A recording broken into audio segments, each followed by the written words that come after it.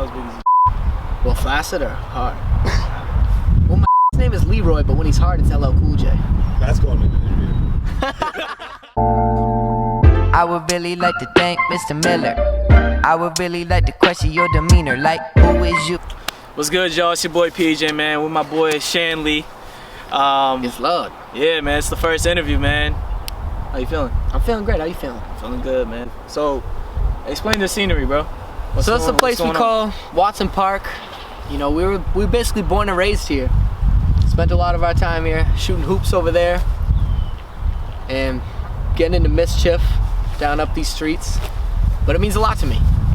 Word. So what's the significance, man? Like, is this where you were really raised at? Like this is like, I'd say from like, I mean all throughout my life, but mostly from like 6th to 8th grade, like this was the spot. Like this is where we were. You can find us here like every hour of the day. Yeah, I hear that, man. Word, man. So, you know, obviously we know the artist Shmoney. For those who don't know, Shmoney has a couple projects out, man. He's doing big things with music. Oh, yeah. What makes this interview so significant is the fact that I knew Shanley personally. I transferred, for you obviously know, I transferred from a school. I came to Braintree not knowing anybody at all. So, you know, I'm fortunate enough to know Shmoney, and it's been a pleasure ever since, man. Yeah. So to really get into your childhood, obviously there's been a lot of transitionings in your life. You've been moving place to place. For sure. You know, obviously you've been in Massachusetts since you were a young kid. Explain the transition having to move from the East Coast to the West Coast all the way in Ahwatukee, or if I pronounced that right. Yeah, that was right. Yeah, Ahwatukee, Arizona. So explain that transition. How was that like? Honestly, like, it was crazy because like I was at such a young age that it almost like didn't matter, but like it was just crazy because it was literally a culture shock, like living from seeing seasons change to living on a desert. Yeah. Like the place where I lived, like all the houses were basically built on a literal desert. Like Yeah. there was one road that stretched from Ahwatukee to Phoenix, and it was probably like a 45-minute road, like just straight. But it was honestly, it was awesome for the time being, but like we just realized like we need a family around, and like it was just such a big change that like I think we stayed out there for like 8 months and then headed back to Massachusetts. I lived in Quincy for a little bit, but it was definitely tight. I would go back for sure because I love it. It's like 70 degrees. The temperature's weird because like it's humid out here in the summer, so like 90 here is probably like 110 out there because that's just real heat. It's not like humidity. It just sucks. Word, man. That's what's up, man. I know West Coast is probably totally different, especially like the climate and all that stuff. Yeah. especially Even like culture.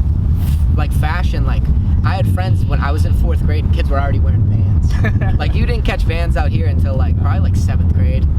Until later on, yeah, for sure, man. Yeah. I'm sure the whole culture is totally different. One of my best friends, he had these bright orange Vans, and I was just like, what are you doing? But like now, I'd probably wear some bright orange Vans. I mean, hey, you can tell by the fit now, huh? Right? Something light, man. Something light. So we're also going to talk about, obviously, I knew you from football. We played football together back in Braintree High School. So obviously, football has been like a big part of just like being around, you know, in school and education. And you've been playing Pop Warner you've been playing football since Pop Warner. Yeah.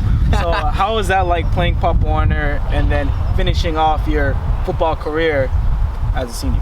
I mean, Pop Warner was tight because the first year that I played in Quincy, and I was on an amazing team. So like I didn't see the field at all. It was my first year. I was playing like I think like left tackle, and they were just like, "You're garbage," and I was like, "Fair."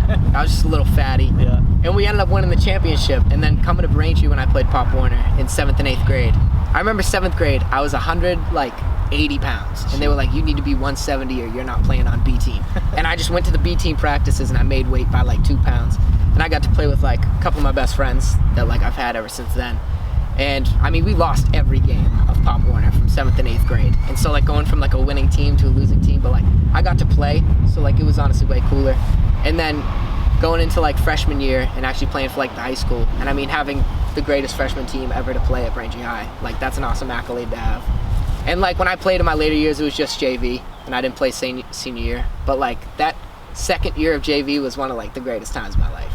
Because I loved that year of football. We were just reckless, just ruthless. For sure, man. That's awesome, man. And like I said, I knew Shmoney since then, and it's been a pleasure ever since, man. But I'm happy that football has kind of brought you a long ways, brought you to so many friendships, so many connections that to this day you still have, man. Yeah. So I remember one time, it was after practice, and it was when you were new, yeah. and you were on the team, and I see you, and I'm like, who the is that out there? And it's you doing like just things by yourself, doing drills, and all the coaches like, that's awesome. Yep, that's pretty good. And I'm like, this piece of shit out there doing stop and goes. It was crazy. Word, man. Yeah, that's what's up, man. Yeah. So, you know, obviously you mentioned best friends and people that have really been close to you. Is there anybody in particular that has played a big role in your life that you've grown up with? In terms of like friends? In terms of friends, yeah. I mean, I saw it on the page already, but yeah, no, for sure. My boy Calvin Lane. I mean, I've known him since 2nd grade, and like that's just my dog. Like ever since we had class in Miss Cotton's. I don't know if you remember Miss Cotton, but that class was legendary. We had like that's like where I made like most of my friends, and East Braintree was from that class. And like we've just like ever since then just been like glue. And like I made him the football player he is today, so you know, now he's playing at University of New England, doing big things, man. Doing being big a beast. Things. Of course, man. Of course. So now we're gonna transition to the music side of you.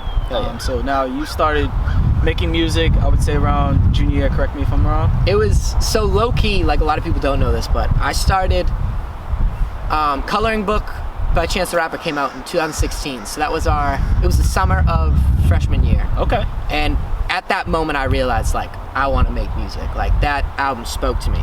And so like a couple months had passed, and my sister's husband, who was like, he was like big into music, and he he had his point of fame for a little bit. And so I was talking to him, and I was like, I want to make a mixtape. And he was like, oh yeah. He's never worked with like rap before at all, so we were just like messing around, seeing what we could do. And the first song I ever made was On Myself.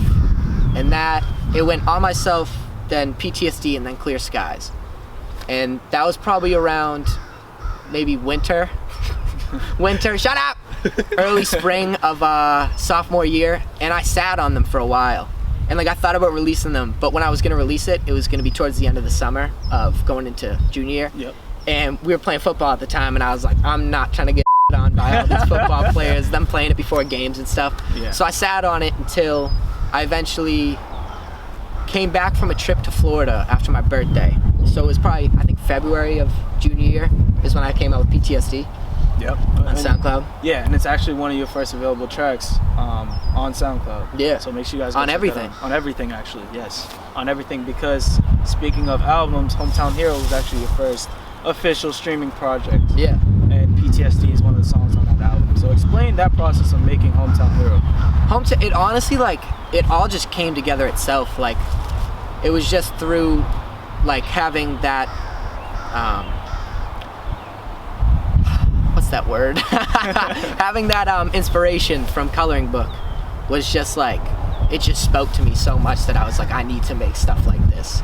Right. So from that point, like, it just fell together through Nick making just different kind of beats, and like we passed up on a whole lot of beats, and there were beats that like we used and we were like, wow, would we ever use this? Yeah. And we crossed those off. But like it honestly, I knew I wanted to make a mixtape, but like I didn't realize that when you have that much inspiration and that much fluidity, that it will just like, it came together itself. Like it was honestly without trying. That's amazing, man. You know, obviously that was one of the first times I ever got to experience and listen to your music for the first time. You know, I've heard of PTSD, but I've never really listened to it. Yeah. But for you to drop that album was the first time I ever got to sit down and just listen to it, so it was amazing. Yeah, thank you. No problem, man. So now we're gonna transition to the Night Shift. The Night Shift gives you that vibe of a lo-fi feel, and that was under the genre, which was that lo-fi vibe that you were trying to give off of. Two songs in particular that really stand out is The Breakdown, and it was The Wet Bandit. So you know, they have that upbeat feel, you know what I'm saying? Compared to all the other songs for sure on that album, or EP as you want to call it. You know, they kind of really stand out. So explain that process of making what is known as the Night Shift. The Night Shift, like, honestly, high-key underrated. Everyone slept on the Night Shift, and I really enjoyed that one because, like, that one meant a lot to me, because when I was writing it, I really, like, was realizing, like, everybody's going away soon. Like, we're gonna lose all of this that, like, we had, and, like, all that will, like, stay, but it's now in the past. Now it's just a memory. You know what I mean? Yeah. And so like the song that I like the most on it was What Gives, because like when you listen to it, you like are kind of realizing like, oh, this is like almost the end of an era. But the breakdown, what's funny about the breakdown is I wrote that to middle child. Okay. I wrote that to a middle child on like an instrumental, and I was like, oh, it's kind of fire. So then I told Nick about it, and I honestly made that beat like by accident. Like there's this thing called like arcade where it's almost like samples, but like it plays like a full thing like through. So I was just pressing random keys and stuff, and like they was playing it for me, and I was like, this is fire. So we made that, and then the Wet Bandit was actually a verse that I wrote with Kenshin and Calvin Paiva. Oh, wow. And we were gonna make a song together, and the beat was just garbage. Like we had no idea what we were doing. It was like 3 chords, and it was just terrible, and like a terrible trap beat over it. And I actually just like took it, and I was like, well, I need one more song. And so I just took that verse. Word. And I honestly like didn't think like people would like it, but like I was hearing that like a lot of people did like it. Yeah. So and that was, like I said, that was one of the 2 songs that really stood out, was Oh, yeah. Down and Wet Bandit. So now we're gonna transition to Sunday Morning. And the thing about Sunday Morning, you mentioned Nick before. Nick was actually the one that made the cover for Sunday Morning, which was Yeah. under Wildflowers. For people that don't know, Nick Santino, am I correct? Yeah. Nick Santino is actually under Wildflowers. He actually is an artist himself. Yeah. And produces music. So shout out to Nick. So Beast. explain that. Explain the meaning behind Sunday Morning. For me personally, the way I took Sunday Morning, and I honestly feel like that's one of my favorite songs. Oh yeah, by thank you. you, man. It is one of my favorite songs by you. I think the meaning behind it, especially right now during this pandemic, man, we need that. Yeah. We need that upbeat feel. We need some feeling of hope, especially now because everybody feels hopeless. So to give you that upbeat feel and wake up on Sunday, you know what I'm saying? Because, just to feel grateful that you woke up the next day and it's Sunday. So, Hell yeah. Explain that. How was the process of making Sunday Morning? First of all, big shout out to Nick Santino, because I'd be nowhere without him. He's a beast, and like he's helped me all the way through this with like, he wrote the chorus to Clear Skies, which is like iconic in terms of like Shmoney. Yeah. So Sunday Morning, I made that back when I was away at college up at UMaine, and like I just like put it on the back burner, and then like we revisited it, and he was like, this is awesome, like we should do something with this. And so I had a completely different chorus where like it almost sounded like a hook and not really like a chorus. Like it just kind of sounded like a after the verse, but not really a chorus yet. And so he sung that and just made it like 10 times better.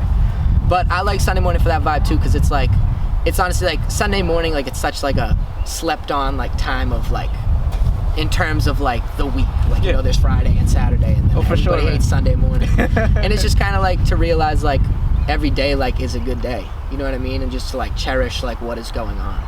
For sure, man. That's good, man. That's what's up. And I would love to end off on this, man. You've been in the game for probably 3 or 4 years now. Yeah. So what's something that you look forward to? What are goals, aspirations that you have? Is there any upcoming projects that we should be aware of, man? There will definitely be singles. I don't know about a full project, because like just on where I am and like what I have done, everything is so everywhere that it wouldn't be cohesive. And so like honest, if I made it, it would just be like you just threw a bunch of random songs together. So I think singles will be better also just for me to spread and grow, because we're in a playlist generation where as much as albums are like cherished and like praised on, like no one is really listening to albums consistently, you know what I mean? Like there's those songs on an album and there's those singles that like you put in a playlist and you're like, these bang, you know what I mean? Yeah. But I mean, goals and aspirations, I honestly just to that's a good question. I don't know, man. Get enough money to get my mom a new house. Maybe get like a 1970 Chevelle. Like, I don't really want like no new cars. Like I want some old muscle compact. Just like wasting too much gas money on that. But like hopefully just to like spread love and like make people realize like the good in life, you know what I mean? Because like especially in these times, like we've been sleeping on now, like it's a day out, but it's beautiful out, you know what I mean? Like you can find the small things that will make a day better. Yeah, man, for sure, man. And like I said, you keep doing what you're doing, man, because you are doing just that. You are doing just that, man. Just to end off, man, I see yourself as more so a versatile guy. I mean, you even produced one of Ken's songs on FOB. Yo, low key, shit You was know what I mean? garbage. Let me do another one. That was garbage. Let me do So another you know what I one. mean. So you're doing big things with that. Is there any chance that you might get into a little bit of producing or songwriting for anybody else? Oh yeah, I'm so down to produce and engineer whatever anybody needs me to do. Pop on, collab. I'm up for whatever. Cause I mean, like, it's all love and it's all like we're all in this together. You know what I mean? Word, man. It's a pleasure, man. Thank you, Every man. time, man. Every time it's a pleasure. All right, Yeah. man. Letting right here. Wait, Oh, new song, Little Darling. Hopefully May 15th. Maybe not May 15th. I don't know if this will even come out before or after May 15th. But I will have a new song out on all platforms. So heard it. don't sleep. I'll drop it May 20th. Is that a Friday? The 24th. 24th. Oh, June 15th, Little Darling. If I get the album art, next Friday, Little Darling. If not, the Friday after that. If not, f you. Yeah, just watch every Friday. Go check Shmoney out. You heard it here first, man. Do it or don't. It was a pleasure, man. Like I said. yeah. All right, man. Much love. Yes, sir. We ain't seeing that different. I really